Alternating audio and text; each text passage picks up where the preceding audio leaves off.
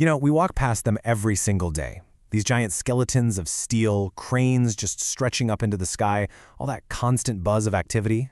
But have you ever wondered what's really going on behind those fences? How do they build a massive skyscraper without things going wrong? Well, there's a secret to it, a hidden blueprint, and we're going to take a look. This quote right here from the official guidance, it gets to the absolute heart of the whole challenge. See, the single biggest risk on any construction site isn't a faulty piece of equipment or a high ledge. It's that simple, totally human thought in the back of our heads. It won't happen to me. Every single safety system we're about to talk about is designed to fight that one dangerous idea. And believe me, the stakes could not be higher.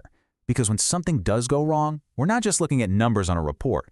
We're talking about real people, their families, lives that can be changed forever by something that almost always could have been prevented. So, how do you prevent the preventable? Well, you definitely don't leave it to luck. You build a fortress of safety, piece by piece, and you follow a really detailed plan, a blueprint, just like the one laid out in the official HSG 150 guide.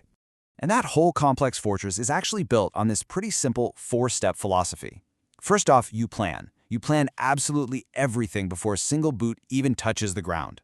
Then you organize the site itself to get rid of hazards. Next, you control every single activity while it's happening. And finally, you constantly monitor and review what you're doing, always looking for a better, safer way. This right here is the foundation for everything. Okay, so now that we have the blueprint, let's see how it actually gets put into practice on a real site. We're going to look at how that four-part philosophy deals with the three biggest risks that pretty much every worker faces: the constant pull of gravity, the incredible power of machines, and maybe the scariest of all, the dangers you can't even see.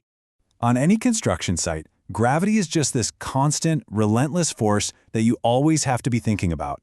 Falls from height are still a huge cause of the most serious injuries, which is why preventing them is and always will be priority number one. Now check this out, because this is safety at its most clever. This is proactive, not reactive. See, instead of asking a worker to go out onto an exposed edge to put up a barrier, they bolt the guardrails on right there at ground level. It creates a protective cage before that piece of steel even leaves the ground. The risk is literally designed right out of the job from the start. And this shows you just how deliberate every little detail is. I mean, a guardrail isn't just some random fence. That top rail has to be high enough to stop a person from toppling over, even if they stumble. The toe board at the bottom? That's there to stop a single wrench or a bolt from getting kicked off by accident and falling on someone below. And the gaps are small enough that nobody can slip through. Every single one of these measurements is there for a life-saving reason. Okay, so we've seen how the blueprint handles the risk of falling, but what about the things that can fall on you? Let's talk about the heavy machinery, the real muscle on site. Think about a crane. It's a sight we see all the time, right? But one wrong move, one moment of complacency, can send a load that weighs several tons swinging out of control. It can be catastrophic. And that's exactly why every single lift, no matter how small or routine it seems, is treated like a high-risk, military-style operation. And here's the system that makes it work. It really comes down to having clear roles. First, an expert, the competent person, plans every single detail of that lift. Then you have a dedicated supervisor on the ground, and this is not the person driving the crane, who oversees the entire thing. And finally, the whole team works together to carry out that lift safely. Plan, supervise, carry out. It's a simple but really robust chain of command. But it's not just the big, obvious dangers you have to plan for. Some of the most serious threats on a construction site are the ones you can't see, you can't smell, and you can't hear. Just imagine breathing in these tiny, invisible daggers that can cause cancer decades from now. Well, that's the terrifying reality of asbestos. It can be found hiding in any building built before the year 2000. And that is why, before any renovation work can even start, specialists have to come in, survey the site, and safely remove this hidden killer. And it's not just these old exotic materials. Something as common as wet cement is incredibly alkaline, and with repeated contact, it can cause really painful, debilitating skin conditions. This is exactly why things like proper gloves and good washing facilities aren't just a nice to have. They are an absolutely essential piece of protective equipment. So, we've seen how the blueprint manages these huge, spectacular risks, right? But the success of the whole system, the thing that really holds it all together, is the foundation. And that's the everyday culture on the site. You could argue it's the most critical piece of the whole puzzle. It might sound a bit obvious, but a safe site really starts with treating people with respect.